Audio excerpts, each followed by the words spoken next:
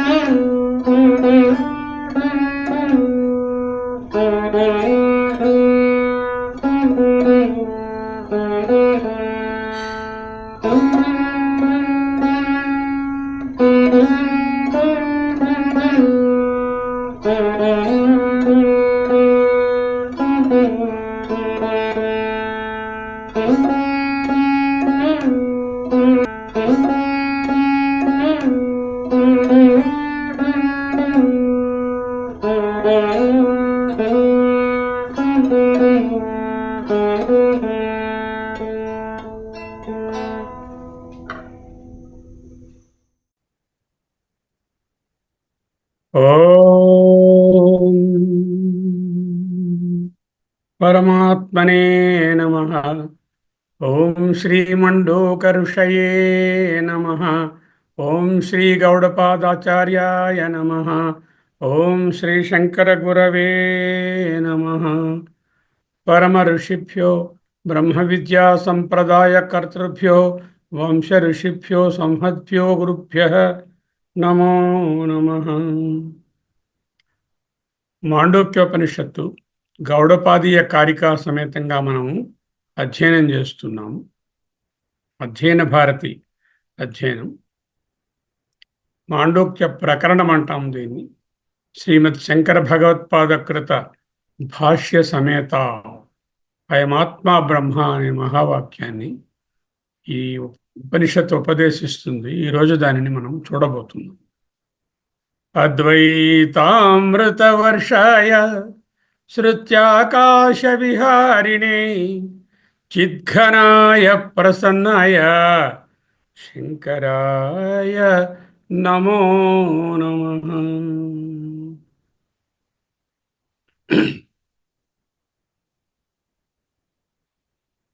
ఆగమ ప్రకరణం తొలి ప్రకరణం జీవ బ్రహ్మైక్య నిరూపణం.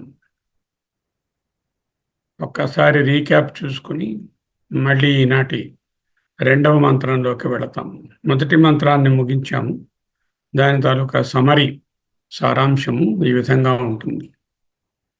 ఓం ఇత్యేతదక్షరమిదం సర్వం ఓంకార ఏవ భూతం భవత్ భవిష్యదితి సర్వం ఓంకార ఏవ త్రికాలాతీతం తదప్యోంకార ఏవ. కాలానికి లోబడినటువంటి భూత భవత్ భవిష్యత్ లో ఉన్న సకల శబ్ద వస్తు ప్రపంచాలు ఓంకారం. సరే, కాలానికి అతీతంగా ఉన్నటువంటివి అవి కూడా ఓంకారమే. అభిధేయం అంటే వస్తువు, అభిధానం అంటే నామము, వాచ్యము వాచకము. వాచకం అంటే పేరు, అభిధానము వస్తువు అంటే వాచ్యం. అభిధాన ప్రపంచం అంటే నామ ప్రపంచం, శబ్ద ప్రపంచం, వర్డ్ ప్రపంచం. అభిధేయ ప్రపంచం వస్తు ప్రపంచం, అర్థ ప్రపంచం, వర్డ్ అండ్ ద వరల్డ్.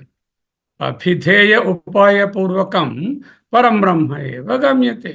అభిధాన అభిధేయ ఉపాయపూర్వకం అంటే ఈ పేరు నిర్దేశించినటువంటి ఈ పేరు దేనికి చెందినది అనేటటువంటి విచారం ద్వారానే ఈ వాచ్యార్థాలను దాటి ఈ ఉపాయంతోనే పరబ్రహ్మ ఏవ గమ్యతే, జ్ఞాయతే, అవగమ్యతే.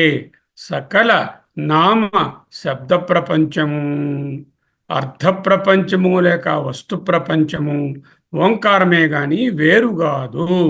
త్రికాలాతీతమైనవో అవి కూడా ఓంకారమే. ఎలా తెలుస్తున్నాయి? త్రికాలాతీతం మనకు కనపడడం లేదు కదా, కాలంలో ఉంటేనే కదా కనిపిస్తాయి. కార్యాధిగమ్యం రా నాన్న. కార్యాన్ని చూస్తే కారణం ఉందని ఊహించలేవు.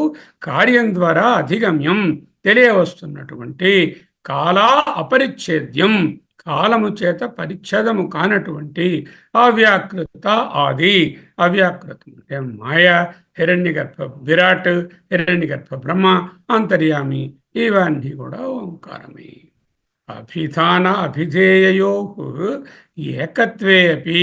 ఇటు ఓంకారంగా చెప్పినా, దాని అభిధానం అనే బ్రహ్మం అని చెప్పినా, ఈ రెండూ ఒకటే అయినప్పటికీ మొదటి మంత్రంలో అభిధాన ప్రాధాన్యేన నిర్దేశ, రెండవ మంత్రంలో అభిధేయ ప్రాధాన్యేన నిర్దేశ. మొదటి మంత్రం ఏం చెప్పింది? సర్వం ఓంకార ఏవా అని అభిధాన ప్రధానంగా చెప్పి, రెండవ మంత్రం సర్వం బ్రహ్మ అంటూ అభిధేయ ప్రధానంగా చెప్పింది. సో ఈ విధంగా అభిధేయాలు ఒక్కటే అయినప్పటికీ వేర్వేరుగా రెండు మంత్రాలలో బోధించడం ఎందుకు అంటే ఏకత్వ ప్రతిపత్తి. Sarvam Omkara is one statement in the first mantra, sarvam Brahma is another statement in the second mantra. Then what is the connection or corollary? Omkara is equal to sarvam, Sarvam is equal to Brahma, then Omkara must be equal to Brahma, because Omkara is Sarvam, Brahma is equal to Sarvam. రెండు సర్వాలు ఉండవు, ఒకటే ఉంటుంది. కాబట్టి ఓంకారం must be equal to బ్రహ్మ. లక్ష్యార్థాన్ని తీసుకున్నట్లయితే ఓంకారం అమాత్ర నిశ్శబ్దం, silence, నిర్గుణ తురియ బ్రహ్మ ఒక్కటి. ఇంకా ఏమిటండి ఈ ప్రయోజనం? ఈ విధంగా మనం నేర్చుకోవడం వల్ల ఓంకారం యొక్క లక్ష్యార్థాన్ని కానీ మనం విచారించినట్లయితే వాచ్యార్థమంతా లక్ష్యార్థంలో విలీనమైపోతుంది, ప్రవిలాపనం అవుతుంది, కరిగిపోతుంది. ఎలా కరిగిపోతుందండి? ఈ ప్రపంచం అంతా ఎలా కరిగిపోతుంది? సకలమైనటువంటి ఆభరణాలన్నీ కూడా దాని తాలూకా తత్వమైనటువంటి బంగారంలో కరిగిపోవడం లేదు. సకలమైనటువంటి ఈ వేవ్స్, నురుగా, బబుల్స్, బుడగలు అనేటటువంటి అన్నీ ఆ నీటిలో విలీనం అవటం లేదు. సకల కార్యములు ఈ విశ్వమంతా కార్యప్రపంచము.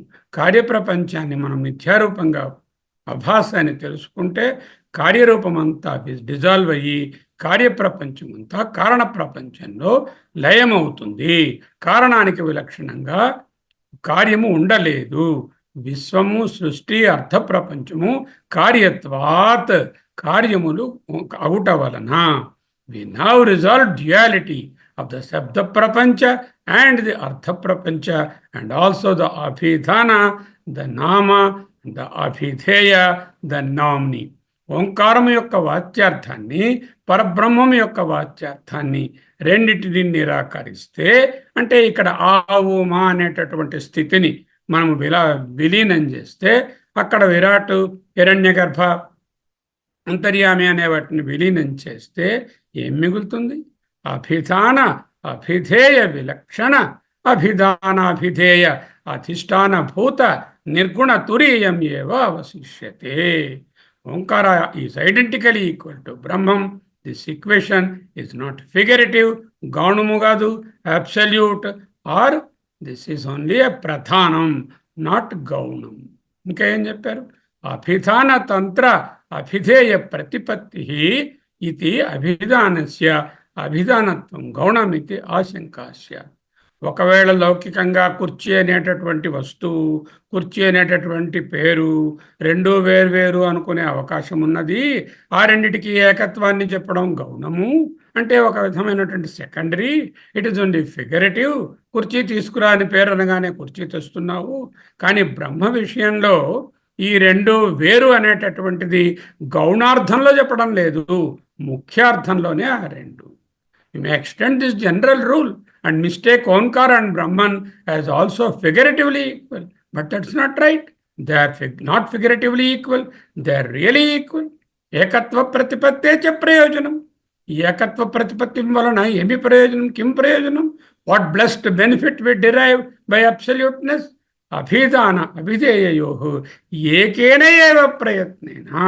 ఈ రెండిటిలో ఏదో ఒకదాని విచారము చేతనే ఏమొస్తుంది? తద్విలక్షణం బ్రహ్మ ప్రతిపద్యేత ఇది. విలక్షణమైనటువంటి బ్రహ్మను తెలుసుకోవడం జరుగుతుంది, విలక్షణమైన బ్రహ్మ తెలియబడుతుంది. ప్రతిపద్యేత, ఆ విలక్షణమైనటువంటి బ్రహ్మ ఎట్లా ఉంటుందో మనం ఎన్నోసార్లు ఉపనిషత్తులలో నేర్చుకున్నాం. అభిధాన అభిధేయయో ప్రవిలాపయన్ యుగపత్, ఒకే ప్రయత్నంతో ఏకేన ఏవ ప్రయత్నేన అభిధాన అభిధేయాలు కరిగిపోతాయి. 3 పాదాలలో జంటలు ఉంటాయి, 4వ పాదంలో జంట ఉండదు. ఎందుకు? అక్కడ అభిధానమే లేదు, అభిధేయము లేదు. ఇక్కడ తురియము సైలెన్స్ అన్న, అక్కడ నిర్గుణ బ్రహ్మ అన్న పేరు మాత్రమే, కానీ ఆ రెండు ఒకదానితో ఒక్కటే అయిపోతాయి. టోటల్ లెవెల్ ఈక్వేషన్ ఏమిటి? ఓంకార ఇది ఐడెంటికలీ equal to Brahma. Component level equation ఏమిటి? ఆ అంటే విరాట్ స్థూలము, ఊ అంటే హిరణ్యగర్భ బ్రహ్మ సూక్ష్మము, మా అంటే కారణ ప్రపంచము, అమాత్ర లేక నిశ్శబ్దము ఇజ్ ఈక్వల్ టు తురీయం. ఈ విధంగా ఒక్క టోటల్ లెవెల్లోనే కాదురా నాయన, కాంపోనెంట్ లెవెల్లో కూడా పాదాశ్చ మాత్ర మాత్రాశ్చ పాదా అంటూ రాశారు. అక్కడ వరకు చదువుకున్నాం. ఈరోజు మాండూక్య ప్రకరణం ఆగమ ప్రకరణం 2వ మంత్రం. సర్వం హేతద్ బ్రహ్మా అయమాత్మా బ్రహ్మ సోయమాత్మా చతుష్పాద్. సర్వం హేతద్ బ్రహ్మా అయమాత్మా బ్రహ్మ సోయమాత్మా చతుష్పాద్. దీనిని 3 వాక్యాలుగా రాసుకోవాలి. 3 సింపుల్ సెంటెన్సెస్ ఉన్నాయి. సర్వం హి ఏతద్ బ్రహ్మ. హి నిశ్చయంగా, ఏతద్ ఇదిగో, ఈ సర్వం ఇదంతా కూడా బ్రహ్మ. సరే, అయం ఆత్మ బ్రహ్మ. సరే, ఇదంతా బ్రహ్మ అవుతే ఏమిటి? అయం ఆత్మ బ్రహ్మ. ఈ ఆత్మ కూడా బ్రహ్మ. ఎంవి అంటే మహావాక్యం, జీవ బ్రహ్మ ఏకత్వాన్ని చెప్పేటటువంటి దానిని మహావాక్యం అంటారు అని తెలుసుకున్నాం మనం. స్వయం ఆత్మ చతుష్పాత్, అది 3వది.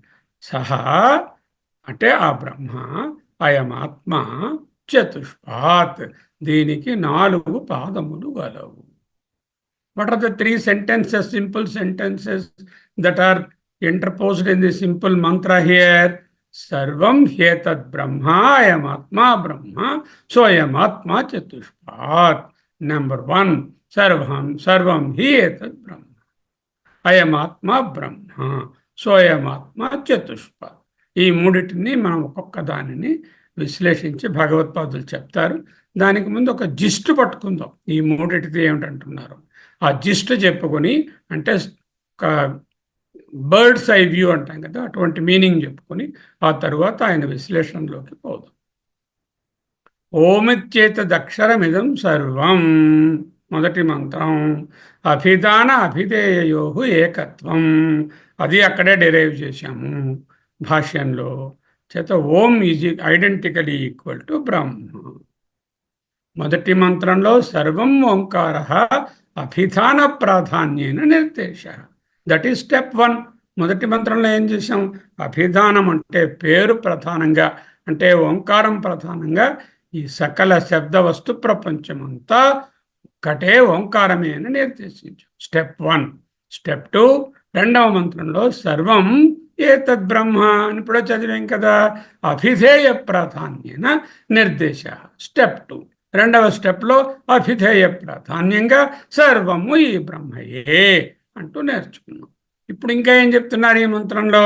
అయం ఆత్మ బ్రహ్మ, ఇదిగో ఈ ఆత్మ బ్రహ్మ అంటూ మహావాక్యాన్ని పొందుపరిచారు. దీంతో ఏం తెలిసింది? సర్వము ఆత్మ అని తెలిసింది. ఇక్కడ సర్వము ఓంకారం అని తెలిసింది, ఇక్కడ సర్వము బ్రహ్మని తెలిసింది. ఆత్మ బ్రహ్మ ఒకటే అంటే సర్వము ఆత్మ అని వచ్చింది. 3వ స్టెప్ వచ్చింది. అంతేకాకుండా ఇంకొక మాట కూడా చెప్తున్నారు. ఈ ఓంకారానికి 4 మాత్రలు ఉన్నట్టే, బ్రహ్మానికి 4 పాదాలు ఉన్నట్టే, స్వయమాత్మ చతుష్పాత్, ఆత్మకు 4 పాదములు. ఓంకారానికి 4 పాదాలు ఏమిటి మనకు తెలుసు. ఆ, ఉ, మా, తురియం లేక నిశ్శబ్దం లేక అమాత్ర. బ్రహ్మకేమిటి 4 పాదాలు? స్థూలంగా విరాట్, హిరణ్యగర్భ బ్రహ్మ, అంతర్యామి పరబ్రహ్మము లేక నిర్గుణ పరబ్రహ్మము తురియము. ఆత్మకు 4 పాదాలు ఏమిటి? తెలుస్తాయి, వస్తాయి.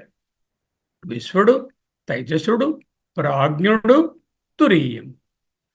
మాయా సంఖ్యాతురీయం అని ప్రార్థనా శ్లోకంలోనే చెప్పారు కదా. స్వయం ఆత్మ సహ అయం ఆత్మ, ఆ ఈ ఆత్మ చతుష్పాత్, 4 పాదములు కలిగి ఉన్నాయి. ఏమిటి ఈ పాదాలు? విశ్వ, తైజస, ప్రాజ్ఞ, తురీయ. ఇక్కడ పాద అంటే మనం నడుస్తున్న పాదములు లాంటి పాదాలు అనుకోకూడదు. Pada means components or parts or 4 facets of this atma. 4 రకములుగా చూడడం దాన్ని, పార్ట్స్ అని అర్థం. This is the gist of this mantra. Now we will go into Shankara bhashyam. What is the gist of the mantra? The మొదటి మంత్ర అభిధాన ప్రధానంగా సర్వము ఓంకారము. రెండవ మంత్రంలో అభిధేయ ప్రధానంగా సర్వము బ్రహ్మ. రెండవ మంత్రంలో ఆ బ్రహ్మయే ఆత్మ, ఈ ఆత్మయే బ్రహ్మ. కాబట్టి సర్వము ఆత్మ. నాలుగవ ఇంకొక స్టేట్మెంట్ ఏమిటి? ఈ ఆత్మకు 4 పాదములు, వాటిని వివరించుకోవాలి. పాదములు అంటే మనం నడిచేటటువంటి కాళ్ళ లాంటి పాదాలు కావు. ఫ్యాసెట్స్, పార్ట్స్, కాంపోనెంట్స్ అంటూ నేర్చుకోవాలి. This is the gist. All of you must by heart know this gist of the second mantra. It's not difficult at all. Okay. రెండవ మంత్రం తాలూకా భాష్యం ఎలా మొదలవుతుంది?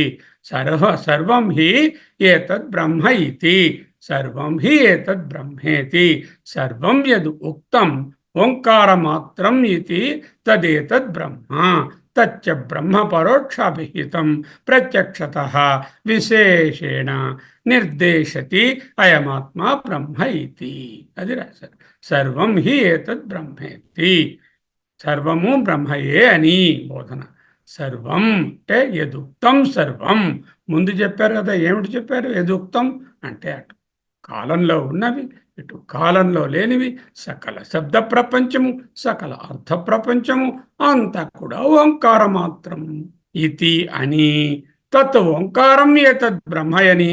తత్ అంటే ఓంకారమే ఏతత్, మనం ఇప్పుడు రెండో మంత్రంలో చూస్తున్నటువంటి బ్రహ్మయని. తచ్చ బ్రహ్మ, ఆ బ్రహ్మ పరోక్ష అభిహితం, పరోక్షముగా పరిచయం చేసిన, పరోక్షముగా విస్తరించి చెప్పినటువంటి దానిని ప్రత్యక్షత ఎట్ట ఎదురుగా అనుభవపూర్వకంగా విశేషణ చాలా క్లియర్గా నిర్దేశించబడుతుంది. ఏమని చెప్తుంది? అయం ఆత్మ బ్రహ్మ ఇతి. ఇదిగో ఇది. ఇక్కడ 3 విషయాలు తెలుసుకోవాలి. పరోక్షము అంటే కంటికి ఎక్కడో దూరంగా ఉన్నది. ఫర్ ఎగ్జాంపుల్, ఏదో మా తమ్ముడు వాళ్ళ ఇల్లు అమెరికాలో ఉంది, ఇప్పుడు నేను వెళ్ళి చూడలేదు ఎలా ఉందో. వాళ్ళు ఫోటోలో వీడియోలో ఏదో పంపిస్తే అది తెలుసుకొని చూసి, ఓహో ఇలా ఉంటుంది కాబోసు అని. పరోక్షం. ప్రత్యక్షము అంటే కంటికి ఎదురుగా ఉంది. ఇటు ల్యాప్టాప్, ఈ గ్లాసు, ఈ ఇల్లు, వస్తువులు, పిల్లలు, చుట్టూ ఉన్నవాళ్ళంతా కంటికి ఎదురుగా ఉన్నది ప్రత్యక్షం. అపరోక్షము, అపరోక్షం అంటే మిగతా వాళ్ళకి ఎవరు చెప్పలేదు ఇలా ఉంటుందని, నేను కంటితోనే ఇంద్రియాలతోనే పట్టుకోలేదు, కానీ నాకు తెలుస్తోంది. ఆకలి వేస్తోంది, దప్పిక ఉన్నది, దుఃఖంగా ఉంది, సుఖంగా ఉంది, ఆనందంగా ఉంది, అర్థమవుతోంది, అర్థమవడం లేదు. ఇవన్నీ అపరోక్షం, మనస్సు లెవెల్. మరి బ్రహ్మ సాక్షాత్ అపరోక్షం. ఆ అపరోక్షములన్నిటినీ సాక్షిగా దర్శిస్తున్నది సాక్షాత్ అపరోక్షం బ్రహ్మ. ఓ స్టెప్స్ తెలిసాయా? పరోక్షము, ప్రత్యక్షము, పరోక్షము, సాక్షాత్ అపరోక్షము. ఇక్కడ ఆ విధంగా ప్రత్యక్షత అంటే సాక్షాత్ అపరోక్షంగా ఇక్కడ చెప్పబోతున్నారు అని. సర్వం హి ఏతద్ బ్రహ్మ ఇతి. సర్వం అంటే ఏమిటి? సకల అర్థ శబ్ద ప్రపంచం. భూతం భవత్ భవిష్యదితి సర్వం ఓంకార ఏవ. అది అక్కడి నుంచి మళ్ళీ ఇక్కడ రెండో మంత్రంలోకి తెచ్చుకుంటే భూతం భవత్ భవిష్యదితి సర్వం బ్రహ్మ ఏవ యచ్చాన్య త్రికాలాతీతం సర్వం ఓంకార ఏవ. అది ఇక్కడికి మళ్ళీ బారో చేసుకుంటే, ఎందుకు బారో చేసుకోవాలి? అక్కడ ఓంకారం అన్నా బ్రహ్మ అన్నా ఒకటేని ప్రూవ్ చేసాం కదా. అంచేత యచ్చాన్య త్రికాలాతీతం సర్వం బ్రహ్మ అంటే భూత భవిష్యత్ వర్తమానాలలో లోబడి ఉన్నటువంటి కాల ప్రమేయంలో పరిచ్ఛిన్నమైన సర్వము ఓంకారము. కాబట్టి సర్వము బ్రహ్మ. అలాగే కాలాతీతమైనవన్నీ కూడా ఓంకారము. కాబట్టి కాలాతీతమైనది కూడా సర్వము బ్రహ్మ అంటూ తెలుసుకుంది. ఈ బ్రహ్మ విచారము 3 నుంచి 7 వరకు మంత్రాలలో ఆత్మ విచారమే బ్రహ్మ విచారంగా వస్తుంది. ఆ బ్రహ్మయే ఆత్మ విచారంగా వస్తుంది. 8 నుంచి మళ్ళీ ఓంకార విచారం కొనసాగుతుంది. ఇక్కడ ఒక ముఖ్యమైనటువంటి మాట, అయం ఆత్మ బ్రహ్మ. అయం అనే పదానికి అర్థము ఇది అని అర్థం. ఇది అంటే రెండు రకాలుగా ఉండొచ్చు. ఇది అంటే గో పైన కనిపిస్తున్నది, లేకపోతే ఇది అంటే ఈ లోపల ఉన్నది. ఈ రెండిట్లో ఏది, ఆ కన్ఫ్యూషన్ పోవడానికి డిస్కస్ చేస్తున్నారు. Brahman is none other than this atma. అయం ఆత్మా బ్రహ్మ, సర్వం హి ఏతద్ బ్రహ్మేతి. భాష్యంలో మొదటి వాక్యం ఏమిటి? సర్వం హి ఏతద్ బ్రహ్మేతి. సర్వం అంతా, ఇది అది అనే పరిచ్ఛిన్నత లేకుండా సకల అర్థ శబ్ద ప్రపంచమంతా, సకల కార్య ప్రపంచమంతా కారణమైన బ్రహ్మయే. హి అంటే నిశ్చయంగా. ఏతత్ సర్వం హి బ్రహ్మ ఇది. సర్వం యదుక్తం ఓంకార మాత్రం. ఓంకారమే సర్వం అని చెప్పబడి ఏదైతే ఉన్నదో ఆ సర్వము తద్ ఏతద్ బ్రహ్మ. ఆ తత్ ఓంకారం ఏతద్ బ్రహ్మ, ఈ బ్రహ్మ. తత్ బ్రహ్మ చ తద్బ్రహ్మ. ఇంకా తద్బ్రహ్మ, ఆ బ్రహ్మను. ఇంతవరకు ఇది ఓంకారమయ్యా, దీని తాలూకా పేరయ్యా, దాని తాలూకా అభిషేయమయ్యా, ఇది బ్రహ్మమయ్యా అని పరోక్షంగా ఎక్కడో దూరంగా ఉన్నదేమో అనే అనుమానం వచ్చేటట్లు ఉండొచ్చు. అనుమానంతో చెప్పలేదు. పరోక్షాభిహితం, పరోక్షముగా పరిచయము చేయబడినది, బోధించబడినది, డిక్లేర్ చేయబడినది. అభిహితం అంటే డిక్లేర్డ్, ఎక్స్ప్లెయిన్డ్, డీటెయిల్డ్ అని అర్థం. అభిహితం పరోక్షముగా బోధించబడిన, పరోక్షేణ అభిహితం, ఎక్స్ప్రెస్డ్ యాజ్ ఇండైరెక్ట్ అండ్ ఇన్ఇంటెలిజిబుల్. ఇన్ఇంటెలిజిబుల్ అంటే ఇంద్రియ గ్రాహ్యం కాకుండా, ఎప్పుడూ చూడకుండా ఎక్కడో ఉన్నదేమో. బ్రహ్మ అంటే ఎక్కడో ఉంది. బ్రహ్మ అంటే చూసావంటే అబ్బాయి నేను చూడలేదండి, ఎప్పుడు బ్రహ్మ ఎక్కడో ఉందండి నాకు తెలియదు అనే పరోక్షమైన భావము ఉంది కదా. ఆ విధంగా పరోక్షాభిహితం బ్రహ్మ. ఏమిటైంది దానికి ఇప్పుడు? పరోక్షేణ అభిహితం. ఇంతవరకు ఇంట్రడ్యూస్ చేయబడినది పరోక్ష వస్తువా అన్నట్టుంది. పరోక్ష వస్తువు అంటే ఏమిటి? నాకంటే వేరుగా, నాకంటే భిన్నంగా, నాకంటే దూరంగా ఉన్న వస్తువు అనేటటువంటిది నాకు ఇంద్రియ గ్రాహ్యం కాదు. ఇప్పుడు చెప్పాను ఎగ్జాంపుల్. పరోక్షం అంటే ఏదో వేరే ఊర్లో ఉన్నటువంటి ఒకరి ఇల్లు ఇప్పుడు మనం ఎప్పుడు చూడలేదు. ఇప్పుడు ప్రత్యక్ష ఇక్కడ ఇప్పుడు ప్రత్యక్షత విశేషేణ నిర్దేశిత. ప్రత్యక్షత ఎట్ట ఎదురుగా, కంటికి ఎదురుగా. అక్ష అంటే కన్ను. ప్రత్యక్షత ప్రతి అక్షత అంటే opposite the I.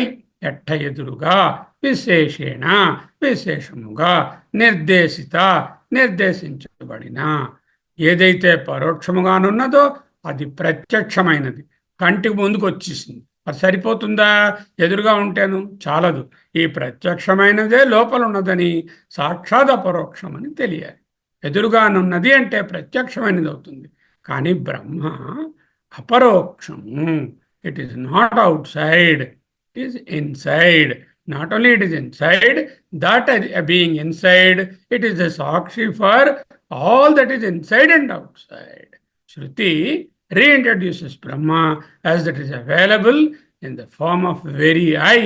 Nivenaya Brahma, I am Atma Brahman. Pratyakshataha అనగా అపరోక్షము లేక సాక్షాత్ అపరోక్షము అని అర్థం. Intimately available as self. అయం అనేటటువంటి మాట ఇది అని ఉంటుంది.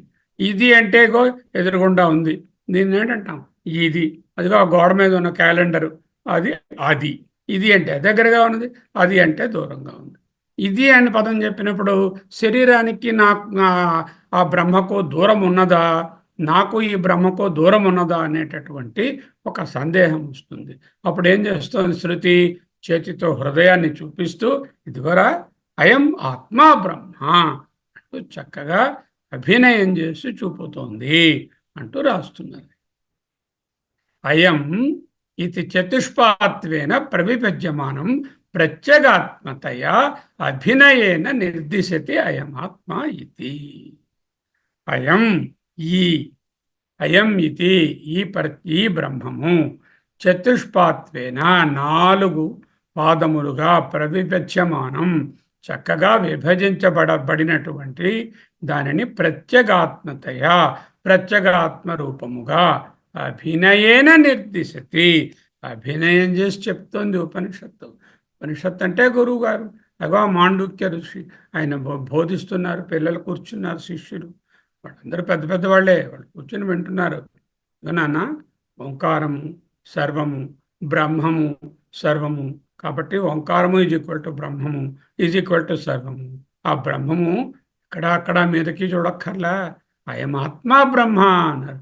అయమాత్మ అంటే గురువుగారు ఎదురుగుండా ఉంది. అబ్బే అయమాత్మ బ్రహ్మ, ఇదిగో ఇదిరా అంటూ అభినయేన నిర్దిశతి అన్నారు భగవత్పాద.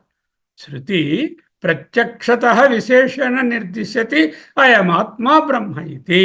ప్రత్యక్షత ఎట్ట ఎదురుగానున్నట్టు, విశేషణ విశిష్టంగా, చాలా డీటెయిల్డ్గా నిర్దేశతి స్థితిగా నిర్దేశతి నిర్దేశించుచున్నది. అయమాత్మ బ్రహ్మ ఇది, ఈ ఆత్మ బ్రహ్మ. ఎలాగా? అభినయేన నిర్దిశతి, అభినయంతో నిర్దేశం చేస్తూ.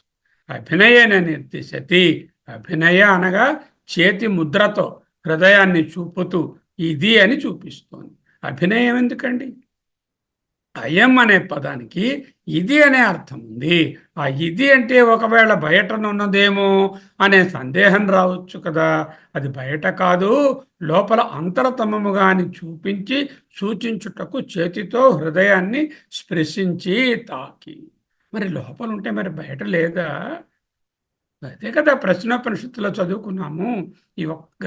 ఈ పురుషుడు ఉసిరికాయ వలె లోపలే ఉన్నాడు అంటే పరిచ్ఛిన్నుడా అంటే కాదురా నాన్న, లోపల అనుభవంలోకి వస్తున్నాడు.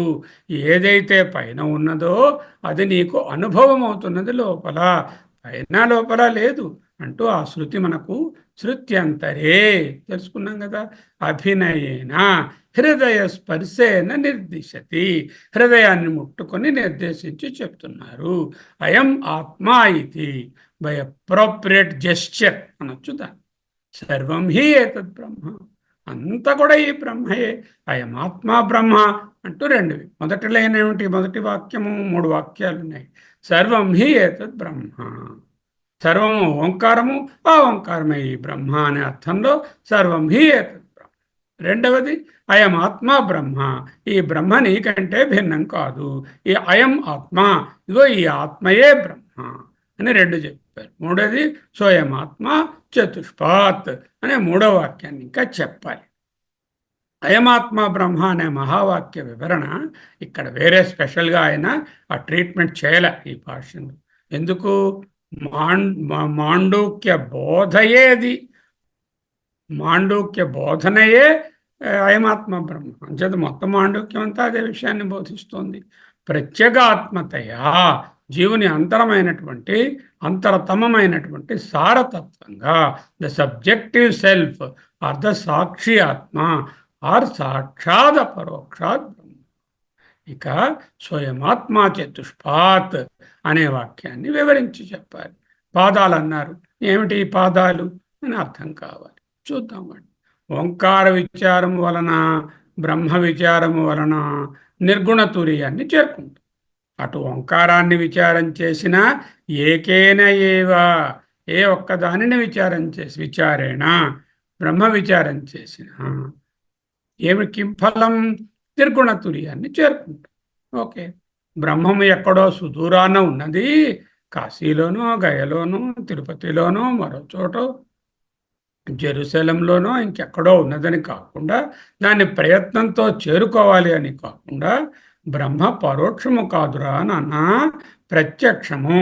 ఇంకా చెప్పాలంటే అపరోక్షము, ద వెరీ సెల్ఫ్, ది సాక్షి, సాక్షాద పరోక్షము. తత్య బ్రహ్మ, తత్య బ్రహ్మ నరచ, మరియు తద్బ్రహ్మ, ఏ బ్రహ్మ అయితే సర్వమని చెప్పబడినదో ఆ బ్రహ్మ, ఏ బ్రహ్మ అయితే ఓంకారమని బోధింపబడినదో ఆ బ్రహ్మ పరోక్ష అభిహితం, పరోక్షముగా వివరించబడినటువంటి దానిని ప్రత్యక్షత, కంటికి ఎదురుగా, విశేషేణ అత్యంత డీటెయిల్డ్గా నిర్దేశించి చూపిస్తుంది. ప్రత్యక్షం అంటే కంటికి ఎదురుగా అంటే బయట ఉందా? లేదండి. ఇదిగో అయమాత్మ బ్రహ్మ, ఈ ఆత్మే బ్రహ్మ అని అభినయేన నిర్దేశతి, అభినయం చేసి చెప్తుంది. బ్రహ్మ పరోక్షమైనటువంటి ఓమాక్ట్ ఆబ్జెక్ట్ కాదు, అపరోక్షమైనటువంటి సబ్జెక్టే. ఆబ్జెక్ట్ ఎన్నటికీ కాదు, బ్రహ్మ జ్ఞేయము కాదు, బ్రహ్మ విశేష జ్ఞానము కాదు, బ్రహ్మ నిర్విశేష జ్ఞానము. ఎన్ఏఎస్ చైతన్యం నిత్యం అద్వయం స్వతంత్రం అపరోక్షమైనటువంటి బ్రహ్మ అంటే సబ్జెక్టే, అంటే నువ్వే. తత్వమసి అయం ఆత్మ బ్రహ్మ, అహం బ్రహ్మాస్మి. ప్రజ్ఞానం బ్రహ్మ, ప్రజ్ఞానం అనగా ప్రత్యేగాత్మ, లోపలున్న సాక్షి చైతన్యం, అది ఏ బ్రహ్మ. చతుష్పాత్వేన ప్రవిభజ్యమానం, 4 భాగాలుగా విభజించి బోధించబడుతుంది. చతుష్పాత్వేన 4 పాదముల రూపముగా ప్రవిభజ్యమానం విభజించబడి బోధించబడుతుంది. ఆత్మ అనే చైతన్యము, బ్రహ్మ అనే చైతన్యము రెండు లేవు. ఎందుకు? అది ఒకటే చైతన్యం కాబట్టి. అదిగోనండి బ్రహ్మగారండి, ఆయన అక్కడ ఉన్నారండి, ఆయన వైకుంఠంలో ఓసారి ఉంటారండి, ఓసారి కైలాసంలో ఉంటారండి, ఓసారి సత్యలోకంలో ఉంటారండి, ఇంకోసారి ఇంకో పేరులో లోకంలో ఉంటారండి. ఇవన్నీ మల్టిప్లిసిటీ, ప్లూరాలిటీ. ఈ ప్లూరాలిటీలు వేరువేరుగా చైతన్యం అన్నది ఎక్కడ లేదు. నాలో ఒక చైతన్యము, ప్రక్కనున్న వారిలో ఒక చైతన్యము, ఈ విధముగా ఆత్మలు చైతన్యాలు ఉండవండి. చైతన్యం అన్నది ఒక్కటే. బ్రహ్మ అనే చైతన్యము రెండుండవు. ఆత్మ అనే చైతన్యమే, బ్రహ్మ అనే చైతన్యము. నువ్వు చైతన్యాన్ని ఎక్స్పీరియన్స్ చేయాలి అంటే అన్నిటికన్నా దగ్గరగా నీలోనే నువ్వు ఎక్స్పీరియన్స్ చేయవచ్చు. ఏదైతే ఇంటిలో ఉన్నదో దానిని ఊరిలో వెతకక్కర్లేదు కదా. అందుకే మన వాళ్ళు చెప్తారు కదా, ఇంట గెలిచి రచ్చ గెలవమన్నారు కదా.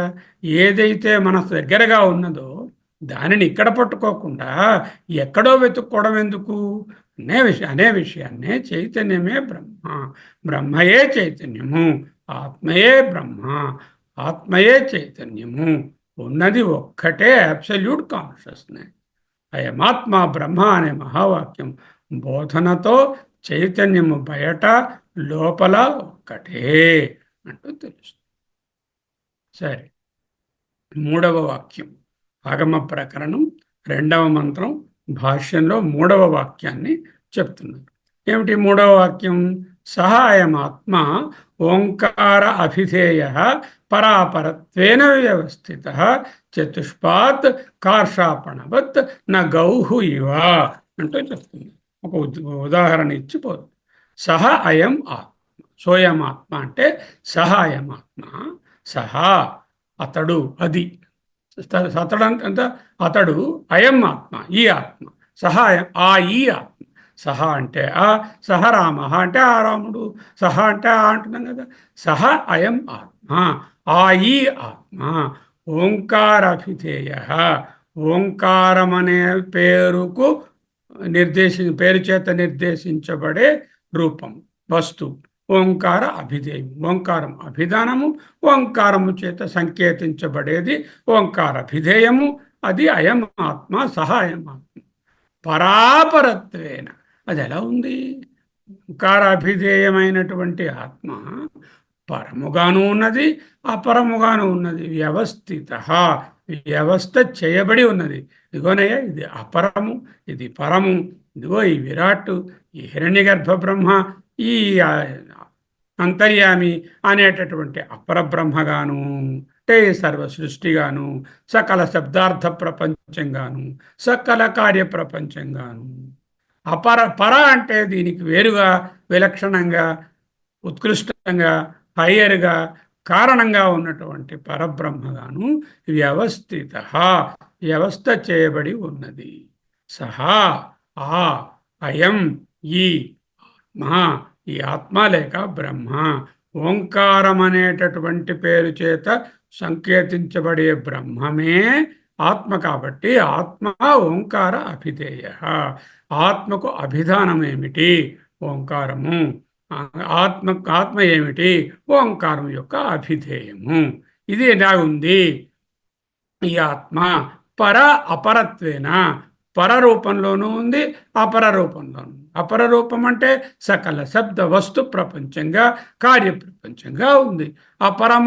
పరము అంటే దీనికి విలక్షణంగా, దీనికంటే ఉత్కృష్టంగా ఏదైతే అబ్సల్యూట్గా ఉందో ఇవన్నీ దేని యొక్క కార్యములో ఆ కారణము పరంగా ఉంది. చతుష్పాత్, ఈ ఆత్మ 4 పాదములు గలది. కార్షాపణవత్ న గౌహు ఇవ, ఆవు వలె కాదు. కార్షాపణవత్, కార్షాపణము వలే. వత్ అంటే మళ్ళీ పంచమీ విభక్తి. ఏమిటి కార్షాపణం అంటే ఏమిటి? ఎప్పుడు వినలేదు ఈ పేరు, ఈ శబ్దము. తెలుసు. ఓకే. సహ అయం ఆత్మ ఓంకార అభిధేయ. ఈ ఆత్మ ఓంకారమే అనే పేరుతో, ఓంకారం అనే పేరుతో, ఓంకారమే కాదు, ఓంకారం అనే పేరుతో తెలియబడుతున్నది. అభిధేయం. ఓంకారము అభిధేయము. ఓంకారము అభిధేయము. ఓంకారము అభిధానము. ఆత్మ బ్రహ్మ అభిధేయము. ఓంకారం అభిధానము, ఆత్మ బ్రహ్మ అభిధేయము. The revealer is the Omkara and the revealed is the Brahma or the atma. ముందు మనం Omkara is equal to Brahma అని నిర్ణయించాం కదా. ఇప్పుడు బ్రహ్మ ఈజ్ ఈక్వల్ టు ఆత్మ అని చేస్తున్నారు కదా. కాబట్టి ఏంటవుతుంది? Omkara is equal to Brahma, Brahma is equal to atma, కనుక ఓంకార ఈజ్ ఈక్వల్ టు ఆత్మ. కనుక అయం ఆత్మ ఓంకార అభిధేయ. కనుక ఈ ఆత్మ ఓంకారం అనేటటువంటి పేరునకు అభిధేయము. కనుక బ్రహ్మ అనే చోట, అన్ని చోట్ల కూడా ఆత్మ అని వ్రాసుకోవచ్చు. సహ అయం ఆత్మ ఓంకార అభిధేయ. ఏమని ఒరిజినల్గా రాయాలి? సహం బ్రహ్మ, సహ అయం బ్రహ్మ ఓంకార అభిధేయ అని రాయాలి. భగవత్పాదులు ఏం చేశారు? ఆ బ్రహ్మను తీసి ఆత్మ అని రాశారు. ఎందుకు? బ్రహ్మ అన్న ఆత్మ అన్న ఒకటే కాబట్టి. అయం ఆత్మ ఓంకార అభిధేయ. ఒరిజినల్ టీచింగ్ ఏమిటి? ఓంకార అభిధేయము బ్రహ్మ, ఓంకారము అభిధానము. అభిధానం అంటే పేరు. ఓంకారం అనే పేరుకు అభిధేయము బ్రహ్మ. ఇక్కడ ఓంకారం అనే పేరుకు అభిధేయం ఏమంటున్నారు? ఆత్మ అంటున్నారు. ఎందుకు? ఆత్మ ఈజ్ ఈక్వల్ టు బ్రహ్మ కాబట్టి. ఈ ఆత్మ ఓంకారం అనే నామము గలది. ఏ ఓంకారము ఆత్మ. ఎటువంటిదా ఓంకారం? ఓంకారమే ఆత్మ అన్నారు కదా. ఏ ఓంకారం అయితే పరత్వేన వ్యవస్థిత, ఏ ఓంకారం అయితే పరము అపరము అనేటటువంటి సగుణ నిర్గుణ వ్యవస్థలలో ఉన్నదో అదే ఈ ఆత్మ. కారణము, నిర్గుణము, పరబ్రహ్మ. కారణమన్నా, నిర్గుణమన్నా, పరబ్రహ్మ అన్న ఒక సెట్. కార్యము, సగుణము, అపరబ్రహ్మ అని ఇంకొక సెట్.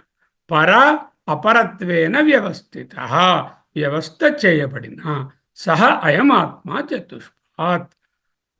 అట్టి ఆత్మ 4 పాదములు గలది. ఎలాగా? ఏం చెప్తున్నారు? ఓంకారమే సర్వము,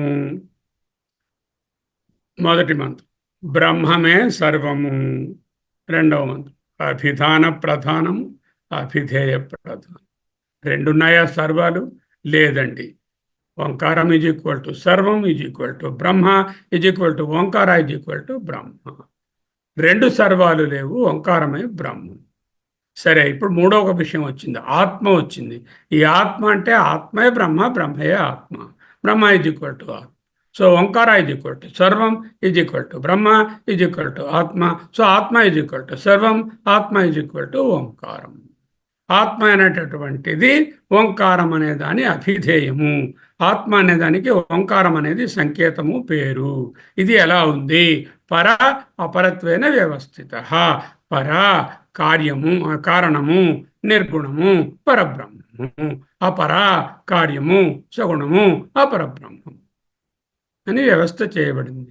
అటువంటి ఆత్మ సహాయమాత్మ, స్వయమాత్మ, చతుష్పాత్, 4 పాదములు గలది. సహ అయం ఆత్మ స్వయమాత్మ చతుష్పాత్. చతుష్పాత్ అనగా 4 కాళ్ళు గలది అని సామాన్యార్థం. కుర్చీ అదిగో ఉంది, కుర్చీకి 4 కాళ్ళు. 4 కాళ్ళు ఉంటేనే కరెక్ట్గా నిలబడుతుంది. 3 కాళ్ళు 2 కాళ్ళు పెడితే కుర్చీ ఉంటుందా? ఉండదు కదా. చేత 4 కాళ్ళు మినిమం ఉండాలి. ఆవు పొట్టకి 4 కాళ్ళు ఆవు ఉంటుంది, 4 కాళ్ళు. ఏనుగు అందరికీ తెలిసిందే. తమిళ్లో ఏమో కుర్చీని ఏంటంటారు? నార్కాళి అంటారు. నార్కాళి అంటే 4 కాళ్ళు ఉందని, కుర్చీ అని మనం అంటాం. తమిళ వాళ్ళు నార్కాళి, నార్కాళి అంటే 4 కాళ్ళు ఉన్నది అని అర్థం. నార్కాళి కొండ అంటే కుర్చీ తీసుకురా అని అర్థం. కుర్చీ, ఆవు, ఏనుగు ఇటువంటి వాటికి 4 కాళ్ళు. అయితే ఈ ఆత్మకి ఇలా 4 కాళ్ళు ఉన్నాయా? ఆత్మ అనేది ఒక పొట్ట ఉంది. ఇలా పొట్ట వేసింది ఆత్మ. ఈ ఆత్మగారికి పొట్ట, ఆ పొట్టకేమో తల, దీనికేమో 4 కాళ్ళు. ఇలా ఉన్నదని అర్థం. ఆత్మ 4 కాళ్ళని, అది కాదురా నాన్న అంటూ చెప్తున్నారు. ఆయన అదే బోధిస్తున్నారు. 4 కాళ్ళంటే కాళ్ళు కావు, గౌ ఇవా అన్నారు కదా. సందర్భానుసారంగా అర్థం చెప్పుకోవాలి. ఆత్మకు 4 కాళ్ళు ఉండును అని అర్థము కాదు. ఏనుగుకి 4 కాళ్ళు ఉండును, ఆవుకి 4 కాళ్ళు ఉండును అన్నట్లు కాదు. ఇక్కడ 4 పాదములు అనగా 4 కాళ్ళు కాదు, 4 భాగములు అని అర్థము. దృష్టాంతాన్ని ఇస్తున్నారు. కార్షాపణవత్. కార్షాపణం అంటే యూనిట్ ఆఫ్ కరెన్సీ. మనకి యూనిట్ ఆఫ్ కరెన్సీ మన దేశంలో ఏమిటి? రూపాయి. ఎన్ని రూపాయలు ఉన్నాయి? 50 రూపాయలు, 100 రూపాయలు, 500 రూపాయలు, 1,00,000 రూపాయలు, అన్ని రూపాయి అనేటటువంటి యూనిట్తోనే పోల్చుతాం. కార్షాపణవత్, రూపాయి వలే అనుకోండి. కార్షాపణం అంటే రూపాయి, రూపాయివత్ అనుకోండి. రూపాయివత్, కార్షాపణవత్. కార్షాపణం అనగా యూనిట్ ఆఫ్ కరెన్సీ. వాళ్ళకి ఏ ఏ దేశాలలో ఆ కాలంలో ఏ యూనిట్ ఆఫ్ కరెన్సీలు ఉండేవో అవి యూనిట్లు అక్కడ. ఇప్పుడు రూపాయి అంటున్నాం. అప్పుడు ఒక గోల్డ్ కాయిన్ ఉండేది. ఆ గోల్డ్ కాయిన్ని కార్షాపణం అనేవారు. కార్షాపణవత్ అనేది. రూపాయి చతుష్పాత్ అన్నాను అనుకోండి. నా దగ్గర రూపాయి ఉందండి, ఇది చతుష్పాత్ అని అంటే ఆ రూపాయికి 4 కాళ్ళు ఉన్నాయని అర్థం. ఆ రూపాయి నోటికి కానీ ఆ రూపాయి బిళ్ళకు కానీ 4 కాళ్ళు ఉన్నాయని అర్థం కాదు కదా. రూపాయి చతుష్పాత్ అంటే రూపాయికి 4 కాళ్ళు ఉన్నాయని కాదు కదా.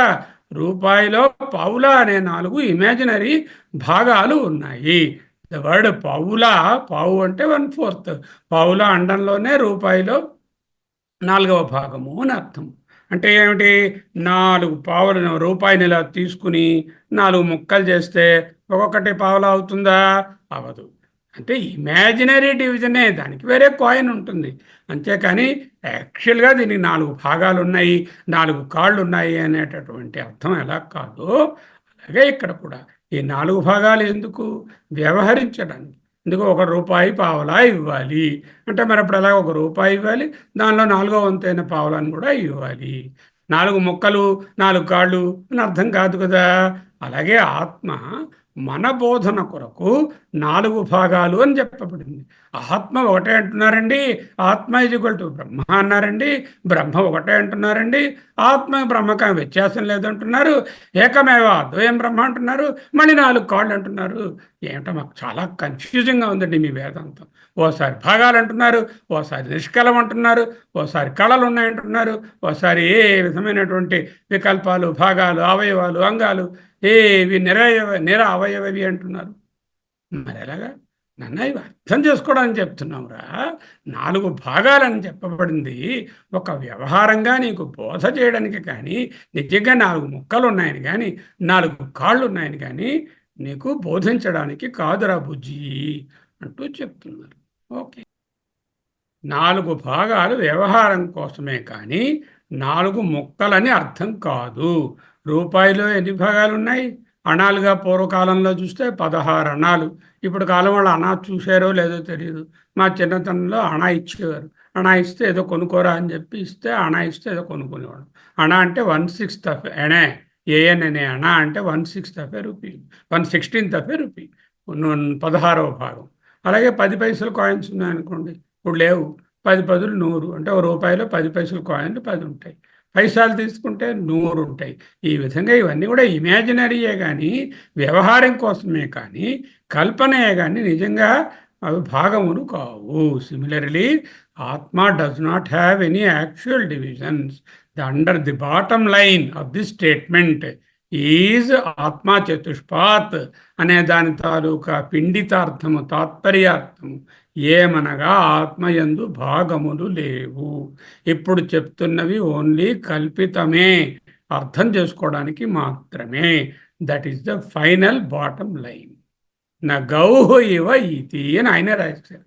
ఆవుకు పోలే కాదు, ఆవుకి వలే కాదు. ఆత్మకు ఒక పొట్ట, దానికి ఒక తలకాయ, 2 తోకకాయ, దానికి 4 కాళ్ళు, ఇలాంటివి ఉండవు.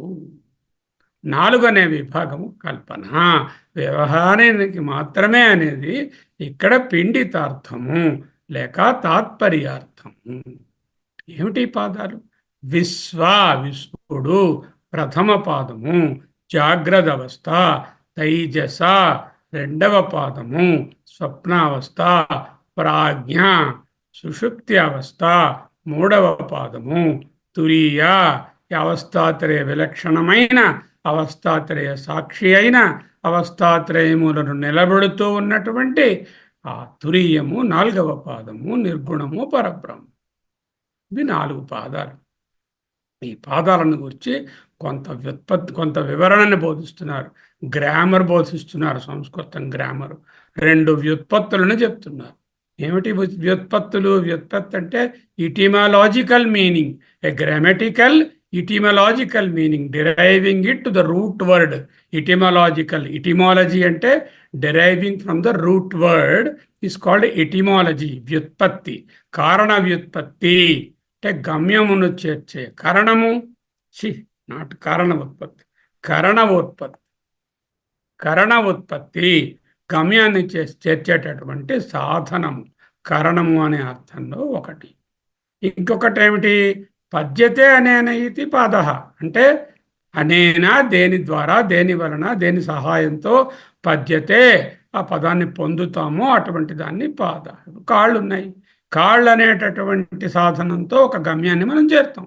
ఎక్కడి నుంచి ఈ రూమ్ నుంచి ఆ రూమ్కి వెళ్ళాలి, మరి ఎలా వెళ్తాం? వీల్ చైర్లో వెళ్తామా? మోసుకెళ్తారా? పద్యతే అనేన ఇది పాద. దేని యొక్క సహాయంతో ఇక్కడి నుంచి అక్కడకు వెళతాము అంటే ఆ గమ్యాన్ని చేరుతాము, దానిని పాదము అంటారు. ఇటువంటి దానిని ఇన్స్ట్రుమెంటల్ డెరివేషన్ అంటారు. కరణ ఉత్పత్తి. కరణం అంటే ఏమిటి? కరణములంటే సాధనములు, సాధన ఉత్పత్తి. సాధన అన్నారు ఆయన దీంట్లో, వ్యుత్పత్తి అనకుండా కరణ సాధన అన్నారు. కరణ సాధన అంటే కరణ వ్యుత్పత్తి. కరణము అంటే ఇదిగో ఇన్స్ట్రుమెంట్, సాధనము, instrumental derivation. This is called the karana utpatti. రెండోది కర్మ ఉత్పత్తి అంటే గమ్యము. అంటే ఏదైతే చేరబడుతుందో ఆ పదమును పద్యతే ఇది పాద. దేని పద్యతే పొందబడుతుందో, చేరబడుతుందో ఆ గమ్యాన్ని కూడా పాదం ఉండొచ్చు. అంటే ఏంటన్నమాట? పాద అనే శబ్దము ఎక్కడి నుంచి గమ్యానికి తీసుకుని వెళ్ళేటటువంటి పాదమైనా కావచ్చు, ఆ గమ్యాన్ని చేరిన తరువాత ఉండేటటువంటి గమ్యమైనా కావచ్చు. ఈ పాదము ఇక్కడి నుంచి ఇక్కడికి తీసుకుని వెళ్ళే కరణము లేక సాధనము అనే అర్థంలో చెప్తే కరణ ఉత్పత్తి. ఆ స్థానము లేక గమ్యము అనే చెప్తే అది కర్మ లేక ఆబ్జెక్ట్. కర్మ అంటే ఇక్కడ సంచిత కర్మ, ఆగామి కర్మ అని కాదు. కర్మ అంటే ఆబ్జెక్ట్, సబ్జెక్ట్, ఆబ్జెక్ట్, ప్రెడికేట్ ఉన్నాయి కదా. సబ్జెక్ట్, ప్రెడికేట్, ప్రెడికేట్లో మళ్ళీ వర్బ్, ఆబ్జెక్ట్ ఉన్నాయి కదా. ఆబ్జెక్ట్ అంటే కర్మ వ్యుత్పత్తి, కరణ వ్యుత్పత్తి, కర్మ వ్యుత్పత్తి. అంటే ఈ పాదాన్ని 2గా చెప్పుకోరా నాన్న. ఒకటే 4 పాదాలు అంటున్నావు కదా. మొదటి 3 పాదాలునేమో సాధనాలు, కరణములు. 4వ పాదము ఈ కరణముల ద్వారా, ఈ సాధనాల ద్వారా చేరేటటువంటి గమ్యము, అది కర్మ ఉత్పత్తి అంటున్నారు. ఇది ఆయన కొంచెం వ్యాకరణాన్ని బోధిస్తున్నారు. ఈ పాదాల గురించి కొంత వివరణ చేస్తున్నారు. చూద్దాం ఆయన ఏంటంటున్నారో, ఆయన మాటల్లోనే చూద్దాం. త్రయాణం విశ్వాదీనాం పూర్వ ప్రవిలాపనేన తురేయస్య ప్రతిపత్తి ఇది కరణ సాధన పాదశబ్ద. త్రయాణం విశ్వాదీనాం, విశ్వడు అనే దాని నుంచి మొదలుకొని విశ్వ ఆదీనాం, విశ్వ, తేజస, ప్రాజ్ఞ అనేటటువంటి త్రయాణం 3 పాదములు ఉన్నాయి కదా. విశ్వడు, తేజసుడు, ప్రాజ్ఞుడు. త్రయాణం విశ్వ ఆదీనాం పూర్వ ప్రవిలాపనేనా. మొదటిది తర్వాత దాని ముందటిది, మొదటి స్టెప్ రెండవ దాంట్లోని, రెండవది మూడవ దాంట్లోని కరిగించేస్తే. ఎలా కరిగించేస్తామండి? ఇదే పంచదార నీళ్ళలో వేసి కరిగించడమా? కరిగించడం అంటే కార్యం అనే దానిని కారణంలో ప్రవిలాపనం చేయాలి. అంటే ఏంటనమాట? జాగ్రత్త ప్రపంచం అంతా మన ఇంద్రియాలతో, మనసుతో కల్పించబడుతోంది. ఎప్పుడైతే జాగ్రత్త ప్రపంచాన్ని సూక్ష్మ ప్రపంచమైనటువంటి మనసులో ప్రవిలాపనం చేస్తామో అంటే రెండో అవస్థలోకి చేర్చేస్తాము. అప్పుడు జాగ్రత్త అవస్థ పూర్తిగా కరిగిపోయింది కదా. ఎక్కడుంది? నేను నిద్రలో స్వప్నంలో ఉన్నప్పుడు నాకు జాగ్రత్త అవస్థ కరిగిపోయింది. ఎందుకు? ఇంద్రియాలు ఉపరమించేసాయి. ప్రశ్నోపనిషత్తు చెప్పేసింది. ఏ ఏ ఇంద్రియ ఏమేమి పడుకుంటాయిరా, ఏమేమి తెలుగుగా ఉంటాయని అడిగేశారు. అడిగితే ఆన్సర్ చెప్పేశారు. అక్కడ ప్రవిలాపనం అయిపోయింది. ఆ మనస్సును కూడా ప్రవిలాపనం చేసేస్తే దేంట్లోని కారణంలో కారణ శరీరంలో సుషుప్తిలో ప్రవిలాపనం చేస్తే ఇప్పుడు ఆనంద స్థితే ఉంటుంది. అది వచ్చిపోయే ఆనందం. దానిని కూడా పూర్తిగా మనం దాటివేయగలిగితే, ప్రవిలాపనం చేస్తే, అంటే ఈ అన్ని జాగ్రత్త అవస్థ కార్యము, స్వప్నావస్థ కార్యము, సుషుప్తి అవస్థ కార్యము, ఈ కార్యములన్నీ కూడా కారణంలో విలీనమవుతాయి. కారణమేమిటి? అతురీయము. తురీయస్య ప్రవిలాపనేన పూర్వపూర్వ ప్రవిలాపనేన తురీయస్య. What are those? విశ్వాదీనాం. విశ్వడు, తైజసుడు, ప్రాజ్ఞుడు మొదలైన వాటిని దేంట్లో కలపాలి? తురీయస్య. తురీయమును తురియంలో తురియానికి ప్రవిలాపనేన. ఎన్ని అవి? 3. త్రయాణం విశ్వాదీనాం పూర్వపూర్వ ప్రవిలాపనేన తురీయస్య ప్రతిపత్తి. తురీయం యొక్క జ్ఞానం కలుగుతుంది. ప్రతిపత్తి ఇది కరణ సాధన. ఈ మూడిటిని ప్రవిలాపనం చేయడాన్ని కరణ సాధనము. పాద శబ్దానికి కరణ వ్యుత్పత్తి తీసుకో. తురీయస్య పద్యతే ఇది.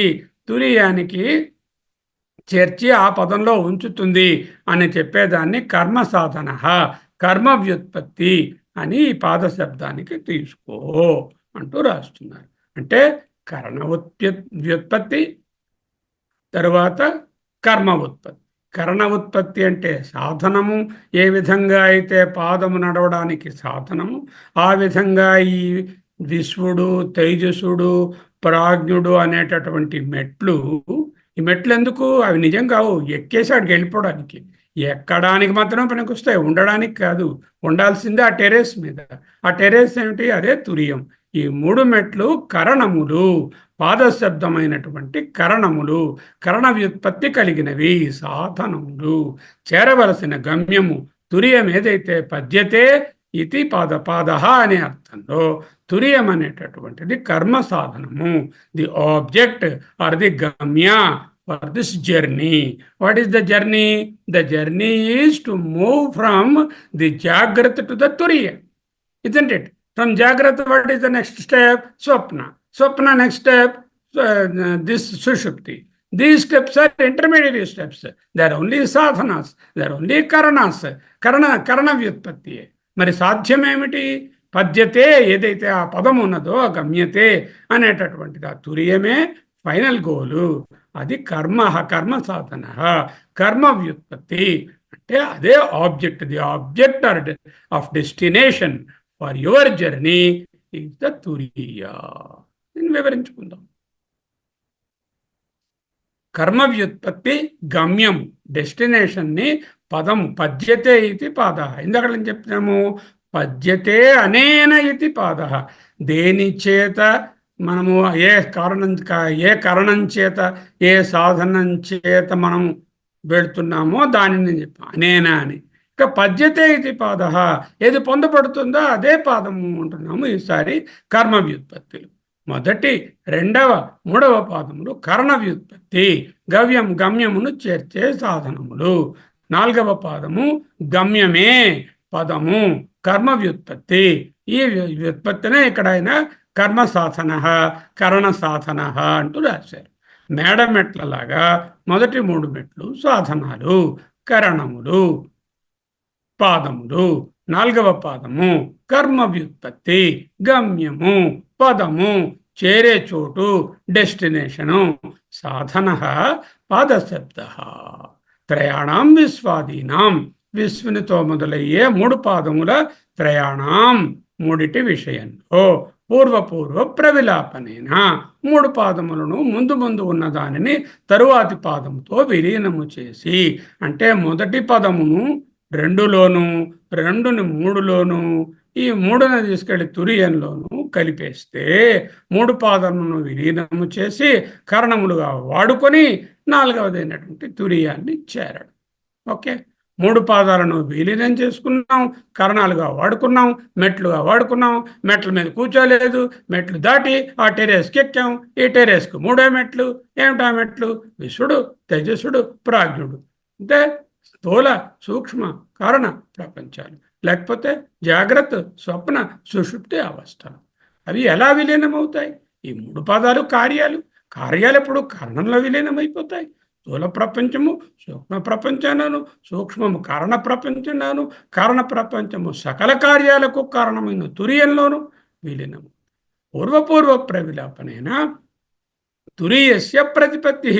తురియం అనే జ్ఞానం కలుగుతుంది. తురీయస్య, తురియం యొక్క ప్రతిపత్తి జ్ఞానం కలుగుతుంది. క్రమక్రమంగా విలీనం చేయగా తురీయస్య ప్రతిపత్తి. తురీయం యొక్క, తురీయస్య షష్ఠీ విభక్తి, తురీయం యొక్క ప్రతిపత్తి జ్ఞానము లేక ప్రాప్తి. రెండు కూడా. ప్రతిపత్తి అంటే ఆ విషయాన్ని తెలియడం, లేకపోతే పొందడం. రెండు కూడా ప్రతిపత్తి అనే పదానికి అర్థం. అంటే విషయాన్ని తెలియడం అనేది జ్ఞానము. ఇక్కడ జ్ఞానం తెలుసుకోవడమే ప్రాప్తి. ప్రాప్తియే తెలుసుకోవడం. తెలుసుకోవడం జ్ఞానం అనేదే ప్రాప్తి. ప్రాప్తి అనేదే జ్ఞానం.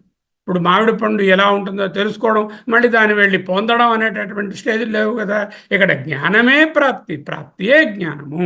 ప్రతిపత్తి అనే కరెక్ట్ వర్డ్, రెండిటికి సరిపోయే వర్డ్. అది చేరుకోవాలి. అదే గమ్యము.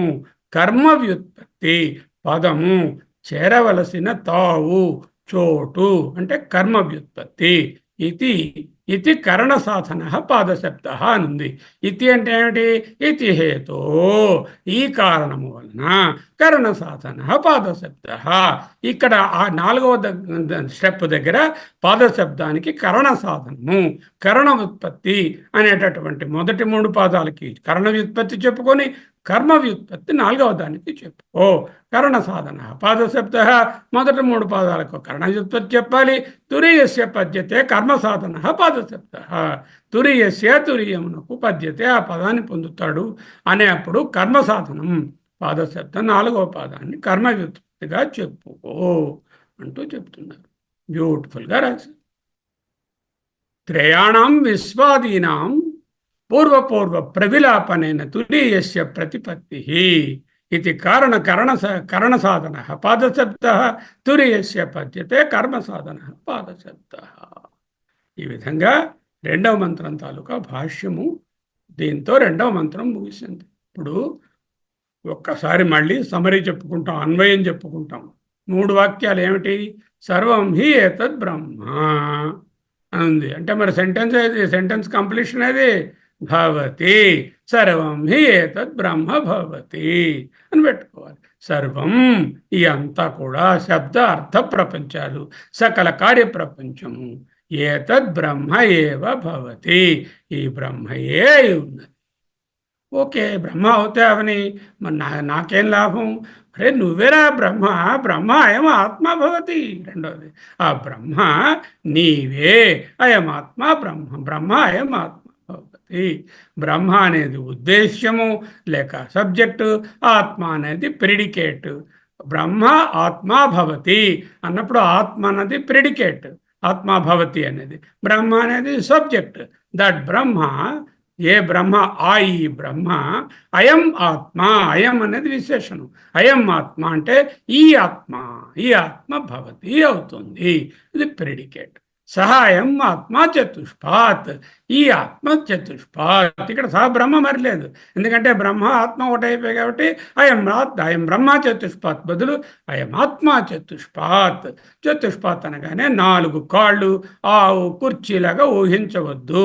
4 quarters, 4 aspects, 4 expressions, 4 facets. In fact quarter అనే పావలా అనేదాన్ని క్వార్టర్. ఇప్పుడు $1 ఉంది, క్వార్టర్ అంటుంది. సెంట్ క్వార్టర్ అంటే 1/4 ఆఫ్ దట్. ఇకపై బ్రహ్మ విచారమే ఆత్మ విచారం. ఎందుకు? బ్రహ్మ = ఆత్మ అని నిర్ధారితం అయిపోయింది కదా. ఎలా నిర్ధారితం చేశారు? అభినయేన విశేషేణ నిర్ధారించారు. ఎలా నిర్ధారించాం? అయమాత్మ బ్రహ్మ అనే మహావాక్యం యొక్క బలముచే ఇకపై 3 నుంచి 7 వరకు వచ్చే మంత్రాలలో బ్రహ్మ బదులుగా ఆత్మ విచారం చేయబడుతుంది. బ్రహ్మ అంటే ఆత్మే కాబట్టి ఆత్మ విచారము 3, 4, 5, 6, 7 అనే 5 మంత్రాలు అత్యంత లోతుగా తెలుసుకోవలసినటువంటి విషయాలు. దానికి చిన్న అవతారిక రాశారు. ఏమిటి? కథంచ చతుష్పాత్తత్వం, 4 పాదములు ఈ ఆత్మయందుండుట ఎట్లు ఇత్యాహ, ఈ విషయం చెప్పబడుతుంది. కథం చ చతుష్పాత్తత్వం, 4 ఇది పాదాలు ఉండడం ఎలాగా, ఆ విషయాన్నే చెప్తున్నావురా కన్నా అని వచ్చే మంత్రంలో అంటూ ఇత్యాహ అన్నారు. ఓకే. ఓం ఓం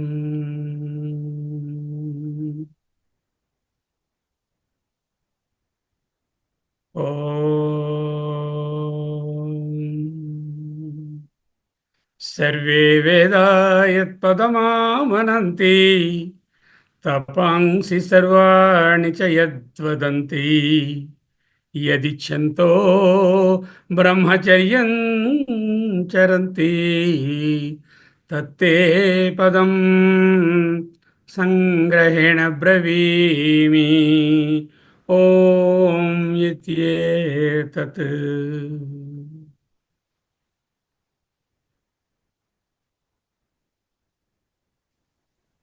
ఓం అసతో మా సద్గమయ తమసో మా జ్యోతిర్గమయ మృత్యోర్మా అమృతం గమయ.